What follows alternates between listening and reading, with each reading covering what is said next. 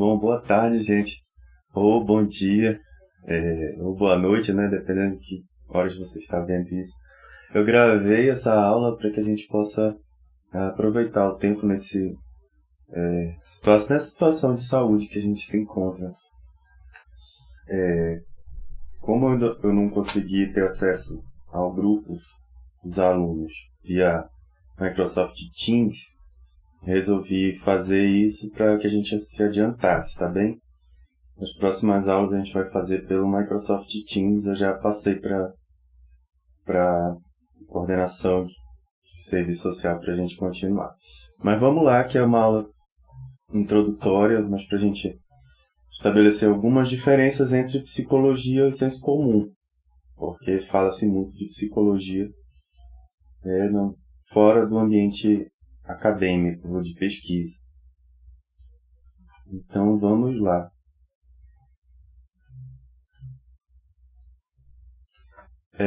Bom, como eu já acabei de falar, né, se utiliza muito psicologia no sentido cotidiano, né, disse que é necessário ter uma psicologia para pensar, por exemplo, questões de cuidado com as pessoas. Então, fala-se muito de saúde mental, mas sem o critério necessário para que a gente entenda como uma ciência. E essa psicologia é a psicologia do senso comum. Se ela é ou não importante é uma questão das representações sociais. Então, são conhecimentos válidos, sim, e a gente precisa pensar como analisadores, para que a gente leve em consideração o que é dito no senso comum e pensar de que forma isso chega na nossa realidade enquanto profissional da psicologia, e isso vale para as outras ciências também.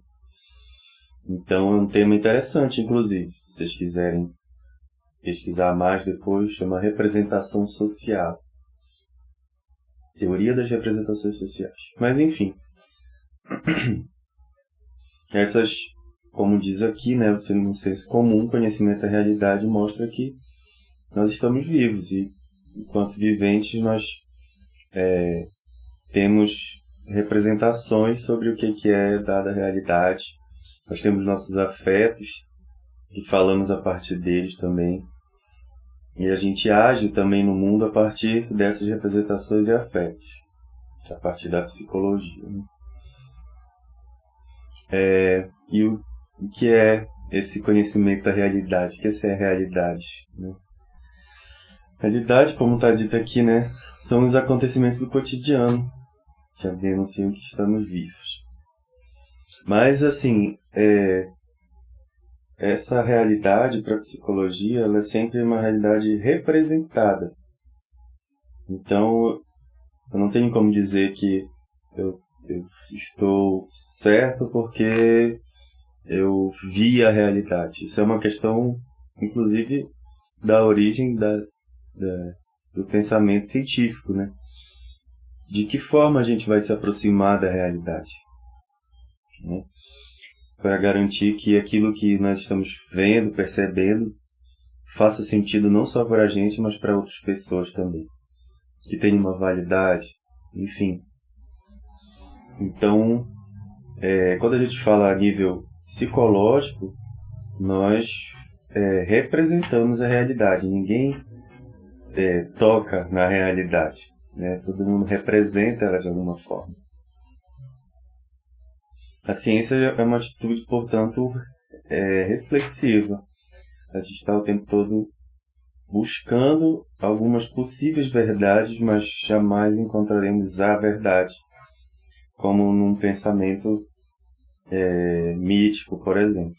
A gente procura compreender. Vou voltar aqui.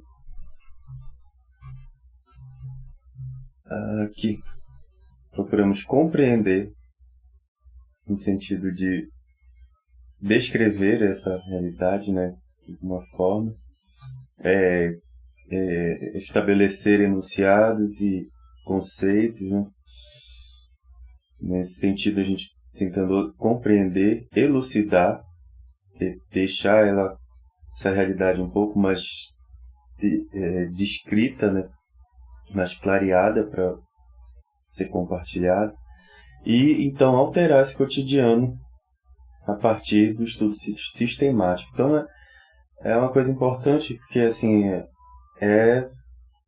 faz parte do pensamento científico não só compreender a realidade, mas tentar também alterar essa dada realidade e até mesmo se antecipar, antever. Por exemplo, agora que a gente está vivendo essa questão com o coronavírus, existem estudos da biologia, estudos na infectologia, virologia, que tentam mostrar como é que se dá essa taxa de transmissão a nível mundial. Provavelmente você já deve ter visto. E é interessante porque, a partir do que já foi percebido, descrito, como, por exemplo, como é que se dá a taxa de contágio, você tem uma projeção futura do que pode vir a ocorrer. Então, a gente não só compreende, elucida, mas a gente se antecipa e tenta, a partir disso, alterar esse cotidiano. Que é o que se está dizendo tanto, fique em casa, ou então se utilize quem não puder ficar em casa, porque a gente sabe que é um privilégio ficar em casa. A pessoa pode se utilizar dos meios de redução, de contágio, enfim. Quando a gente faz, então, ciência, a gente se baseia na realidade cotidiana, assim como faz o senso comum também. Só que existe uma atitude metodológica. O que é o método, né? O método nada mais é do que o caminho que a gente vai seguir para tentar observar um fenômeno a partir do modelo teórico que a gente tem. Então, como é modelo das ciências, a gente se afasta da realidade. Vocês sabem muito bem que não é só isso, né? Esse distanciamento ele é questionado quando a gente pensa, por exemplo, na pesquisação participante, que a gente ou então na cartografia, são métodos que a gente precisa estar bem mais aproximado do que um físico, por exemplo, gostaria analisando um astro a quilômetros, milhares de quilômetros de distância. Cotidiano, então, e o conhecimento científico se aproximam bastante. Né? Se aproximam porque todo mundo se afasta para poder conseguir enxergar alguma coisa. Aí entra uma primeira diferenciação. O método científico ele é muito mais trabalhado, pensado e questionado a partir de pares de pesquisadores, a partir de uma série de outras convenções para que a gente tenha a menor margem de erro possível, já que erros vão ocorrer. E essa é a grande diferença metodológica em relação ao pensamento senso comum. Né? A gente se aproxima-se então do senso comum, porque a ciência se refere ao real, e se afasta porque a gente consegue, de alguma forma, digo a gente no sentido pensando nós todos trabalhamos com ciência, consegue tentar abstrair essa realidade. Né? Aí entra uma questão entre neutralidade e abstinência. Né? Isso vem sendo questionado pela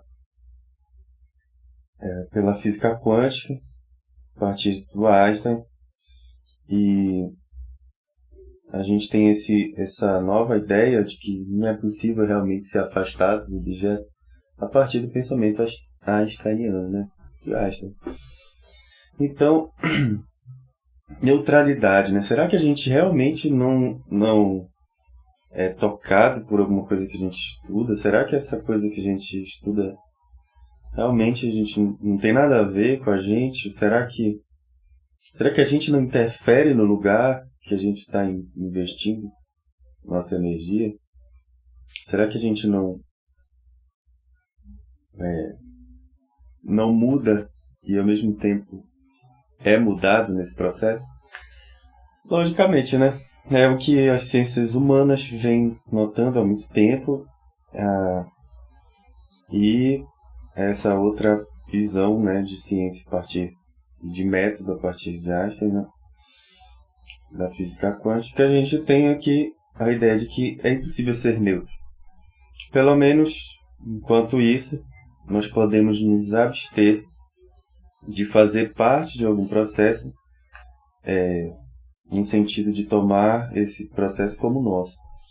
Por exemplo, eu não sei se eu comentei com vocês, mas quando eu estava fazendo parte de uma pesquisa em intervenção lá no Rio de Janeiro, quando eu morava lá, a gente realizou uma série de atividades participando do dia a dia de uma determinada comunidade para fazer um resgate de uma identidade social que se tinha lá e que estava sendo perdida de acordo com algumas falas que nós colhemos lá. Não quer dizer que eu não fiquei tocado por algumas situações, não quer dizer que a minha entrada lá não tenha interferido de alguma forma no dia a dia daquelas pessoas. Isso naturalmente ocorre, mas eu posso me abster, por exemplo, de que aquilo lá seja, aquela realidade seja a minha realidade. Posso me abster, enquanto pesquisador, de viver exatamente como aquela pessoa vive. E mesmo que eu quisesse muito, não ia conseguir. Cada um tem uma história diferente. Então, a abstinência se dá nesse sentido, em que eu me aproximo, mas consigo manter a ideia, ao menos, de que aquilo que eu estou pesquisando não é exatamente igual a mim, embora me tangencie. A ciência, então, se afasta da realidade e tem esse objeto para poder ser investigado, que a psicologia é um problema em relação a isso, né? Porque, como a gente vai ver, vou comentar acho que brevemente, por conta da ementa, que não diz exatamente para a gente fazer essas diferenciações, mas na psicologia a gente tem vários objetos. A psicanálise, por exemplo, estuda o inconsciente, a psicologia comportamental estuda o comportamento e uma série de outras coisas também. Por isso que há a proposição, inclusive, da psicologia se aproximar a uma ética. A gente vai ver isso na próxima aula aqui, que eu vou gravar para vocês. Então a gente se afasta da realidade para poder tornar objeto de investigação, como está aqui, o que permite a construção do conhecimento científico sobre essa realidade, que é o senso comum. E o senso comum é um conhecimento que se acumula no dia a dia, né? Tanto individual quanto socialmente construídos, já que os dois caminham juntos. As visões de mundo, né, essa cosmovisão ou esse senso comum, ela tem a ver com apropriação de uma maneira muito singular sobre essa dada realidade, como se representa essa realidade. Mas sem o método, como a gente falou, né, o método também é algo construído de uma maneira muito espontânea, né? E são apropriados também conhecimentos de outros saberes humanos, né? A psicanálise, por exemplo, quem não lembra da Ludmilla cantando, né? Daquela música do recalque, né? Que o beijo no ombro, o recalque passa longe, coisas do tipo. É uma apropriação de um conhecimento. E que entende o recalque como inveja, por exemplo. Então, o senso comum mistura, recicla, transforma esse saber em uma visão de mundo, uma cosmovisão. As áreas do conhecimento que a gente tem, no sentido de que todas têm a sua validade, são ciência, filosofia, religião, arte, né? São domínios do conhecimento humano. Inclusive tem uma discussão bem interessante que aproxima a psicanálise muito mais da arte do que do modelo científico. A arte tomada como aproximação ao que era a arte na Idade Média. Até a matemática, por exemplo, era considerada uma arte. Que ainda não se tinha a ideia de uma submissão ao pensamento científico do modelo das ciências naturais. Essa aqui é a questão, né? Então vamos lá, alguns pontos fundamentais, né? O que é essa ciência, então? A ciência ela possui um objeto de estudo. A psicologia, como eu já falei, são vários. Vamos pegar a psicanálise, por exemplo. O objeto de estudo é justamente o inconsciente. E aí a gente vai discutir o que é o inconsciente, né? Mas basicamente é aquilo que nos determina sem que a gente se dê conta de uma maneira tão clara assim, já que afetos e representações não estão dadas de uma maneira tão lógica na nossa racionalidade. É isso que é o inconsciente. O inconsciente é aquilo que me determina apesar da minha razão. Esse conhecimento, então, é obtido de uma maneira programada, sistemática e controlada. Esse é o método, né? Um dos pressupostos aqui também das ciências exatas são verificação. Aí que entra algumas diferenciações de obstáculos em relação à psicologia. Como é que a gente vai verificar, por exemplo, um conhecimento que surge na clínica, né? Como é que eu vou fazer isso se eu preciso que outras pessoas vejam também? Muito se faz em relação à publicação de estudos de caso e coisas do tipo, mas programada, sistemática, controlada é um ideal, assim, um tanto difícil de alcançar quando a gente pensa na transposição do modelo das ciências exatas para as ciências humanas. Então, o ideal não é transpor, mas pensar em métodos diferentes para cada ciência. A gente precisa reproduzir essa experiência também. Isso deve ser transmitido, seja as conferências, os congressos, eles não são só para que a gente viaje e conheça a cidade. E tem muito a ver com o fato de que conhecimento precisa ser difundido, senão nem precisa existir, né? O conhecimento serve a partir do momento em que ele ganha vida e segue adiante, né? O livro só existe mesmo quando ele sai da gaveta. Enfim, várias formas de pensar isso. A gente precisa então transmitir, utilizar e desenvolver esses conhecimentos. E uma coisa interessante no movimento da ciência é que a gente não pensa numa negação de tudo aquilo que já foi.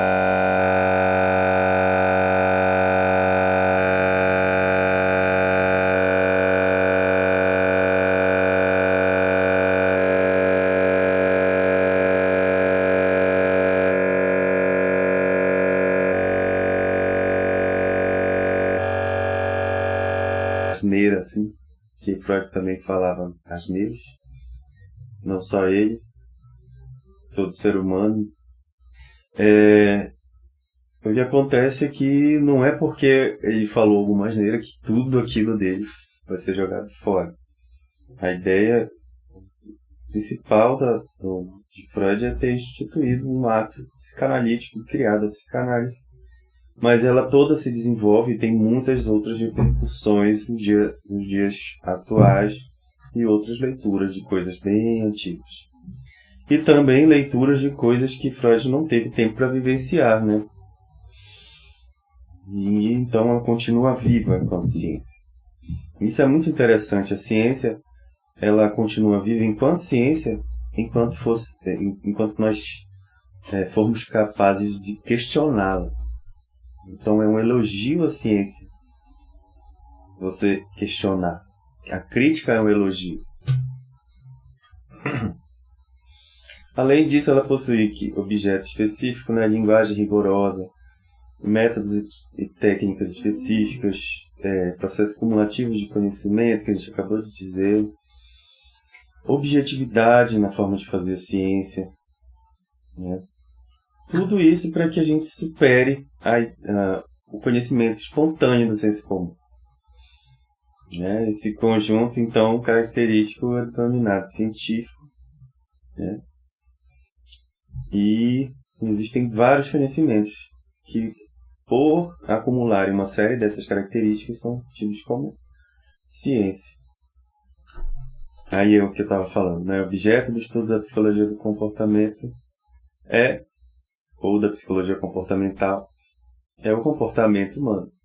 Ou melhor, o comportamento, né? Que existem estudos de psicologia animal dentro da psicologia comportamental. Por exemplo, um psicanalista vai falar do inconsciente, né? Tem como objeto de estudo o inconsciente. Outros dirão que é a personalidade, enfim, uma série de coisas. A subjetividade, então, pode ser tomada aqui. Essa é uma proposição da Anna Bock, né? A dona do livro que nós estamos nos utilizando, né? A psicologia colabora, então, com o estudo da subjetividade. O que é essa subjetividade?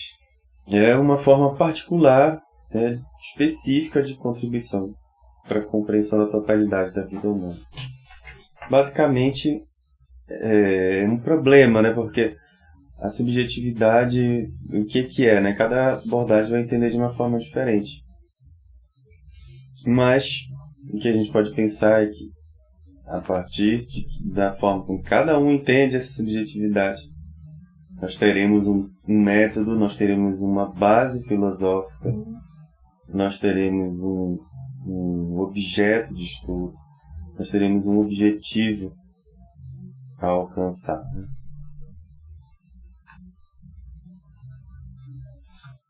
A matéria-prima, então, são as pessoas, né? São os homens, são as mulheres e todos os outros gêneros, em todas as suas expressões, né? Da psicologia comportamental, por exemplo, estuda o comportamento, tanto observável quanto o comportamento não observável, né? Comportamento observável são falar, gesticular e tudo mais, enquanto que o não observável é o comportamento encoberto, que é o comportamento, são os sentimentos e pensamentos. As expressões são, então, singulares também e genéricos, né? Porque somos o que somos, né? De uma maneira singular.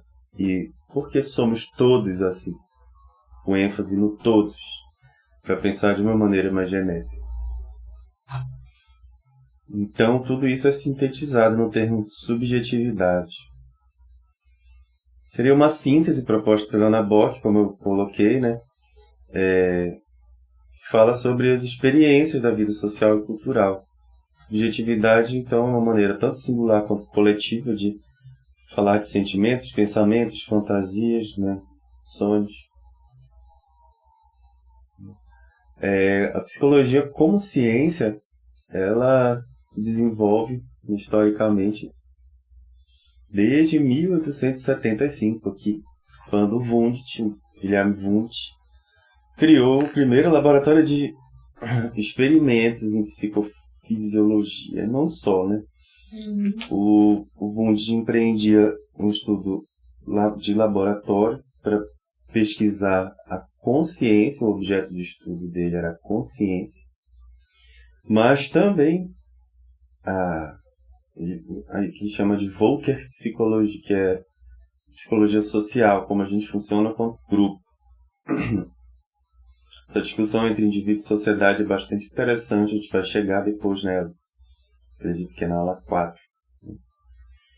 E então, desde 1875, muito recente a nossa ciência, né? A gente tem o marco inicial da criação, né, portanto, né, da psicologia enquanto ciência na Alemanha, né? E isso significou, olha só, o desligamento de ideias psicológicas, de ideias abstratas e espiritualistas, que defendiam a existência de uma alma nos homens. Então, e isso é algo bem interessante que se encontra numa portaria É uma determinação do Conselho Federal de Psicologia aqui no Brasil que diz exatamente que a psicologia é uma ciência que obedece a um determinismo histórico. Isso é bem interessante, para que a gente não confunda algumas práticas que se vê, por exemplo, como se chama de coach, por exemplo, né? Que leva em consideração questões espirituais e coisas do tipo, que a gente não tem como realmente verificar, escutar, cuidar, tratar. Né? Questões espirituais são válidas, são legítimas, todos de alguma forma têm a sua, não todos, né? Outros também não lidam com o lado espiritual, mas o importante é saber que isso é um outro campo da vida. Psicologia é ciência que lida com a forma que a gente se expressa no mundo, a forma que a gente se expressa com nós mesmos, nessa nossa singularidade. E isso pode até levar em consideração alguma fala que eu possa dizer, por exemplo, na minha análise, minha questão espiritual e tudo mais, como algo que diz respeito à minha vida, mas eu não vou me utilizar de nenhum conhecimento que não seja científico, portanto espiritual, abstrato, para pensar em como cuidar de alguém, em como escutar alguém. Né? Por isso, né, a gente vê alguns desconhecimentos e muita gente não compreende, né? A psicologia aqui no Brasil tem uma história bem difícil para que a população tenha acesso ao que ela faz, o que ela realiza, porque ela inicia aqui no Brasil especialmente com educação e também nos hospitais psiquiátricos. Então, por isso que se tem a ideia de que psicologia é coisa de entre aspas, de doido, né? Como se existisse um normal entre nós. Então, se vocês conhecerem alguém normal, vocês podem dizer para mim que eu queira conhecer essa pessoa. Alguns dos nossos, então, desconhecimentos levam as pessoas a buscar outros campos. E isso é legítimo também. Cada um tem a sua experiência, né? E se dá bem com outros campos de conhecimento, como tarô, astrologia, quiromancia, numerologia. Enfim, eu tenho vários amigos, inclusive, que adoram, né, astrologia, tarô também. E bola pra frente. A questão é não confundir isso, ou tentar fazer disso um conhecimento científico, que a gente sabe que não é, embora tenha a sua validade. Então, não são práticas da psicologia, como eu falei, né? Não são construídas no campo das ciências, estão em oposição aos princípios da psicologia, né? Eles podem se tornar objeto de estudo. Aí sim, como é que a gente desenvolve nossa espiritualidade, né? Porque o ser humano precisa de espiritualidade. Quando foi que isso se deu ao longo da história? Por exemplo, né?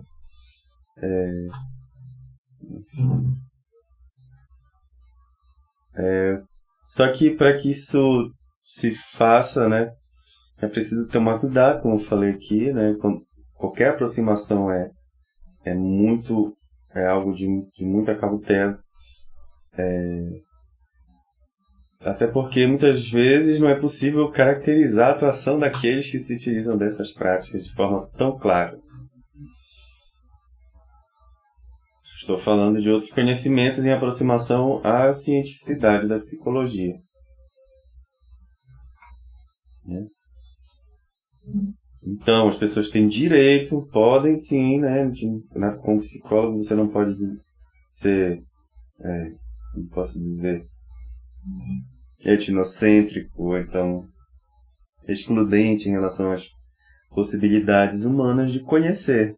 Cada um tem o seu caminho, cada um tem o seu percurso, mas é importante saber que o que fazemos na psicologia não é misticismo, porque nós temos uma preocupação em debruçar em relação a como funciona a ciência de uma maneira geral.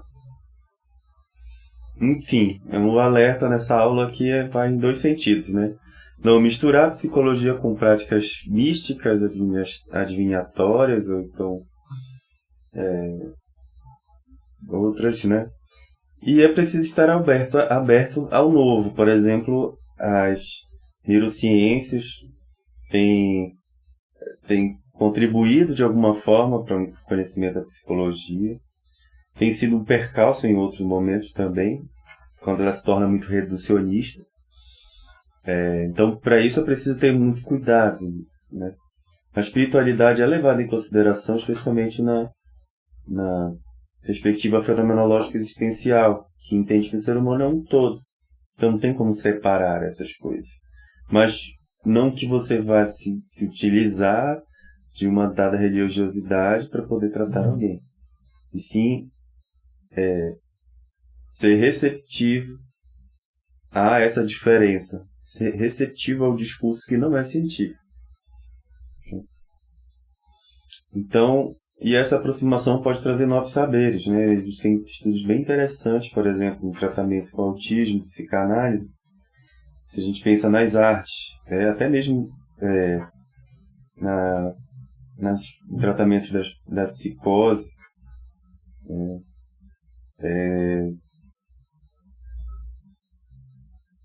enfim, vamos lá. A ciência nunca estará pronta, não está pronta, ela não é a verdade, né? Ela é um exercício de conhecimento controlado sobre o mundo e está sempre disponível a mudanças, alterações conforme se dê necessidade para tal, né? E é isso, essa é a primeira introdução, e aí eu vou falar um pouco mais sobre as psicologias na próxima aula e a gente segue. Um beijo, um abraço e até loguinho.